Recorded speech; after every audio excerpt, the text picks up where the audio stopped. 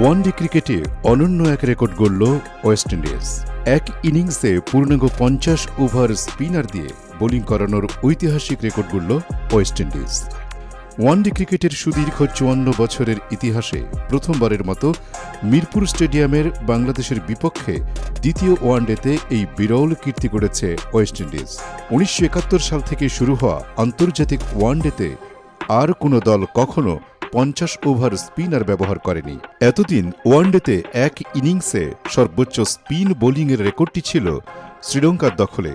1996 সালে ত্রিনিদাদে ওয়েস্ট ইন্ডিজের বিপক্ষে এবং 1998 সালে কলম্বোতে নিউজিল্যান্ডের বিপক্ষে লঙ্কানরা 44 ওভার স্পিনার দিয়ে বোলিং করিয়েছিল।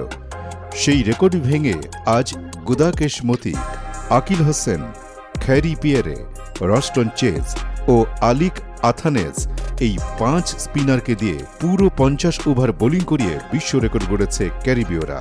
এই রেকর্ডটি আর কারো পক্ষে এককভাবে ভাঙা সম্ভব হবে না।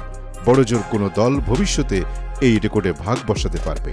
বাংলাদেশের মাঠে ইনিংসে সবচেয়ে বেশি স্পিন বোলিং করার পুরনো রেকর্ডটিও ভেঙে দিয়েছে ওয়েস্ট ইন্ডিজ। এর আগে 2009 সালে জিম্বাবুয়ের বিপক্ষে এবং 2012 সালে ওয়েস্ট ইন্ডিজের বিপক্ষে বাংলাদেশ 40 ওভার স্পিনার ব্যবহার করেছিল। সেই রেকর্ড ভেঙে ক্যারিবীয়রা আজ পুরো 50 ওভার স্পিনার দিয়ে বল করিয়েছে। এই ঐতিহাসিক রেকর্ডের দিনে নজর কেড়েছেন অফ স্পিনার আলিক আথানেজ।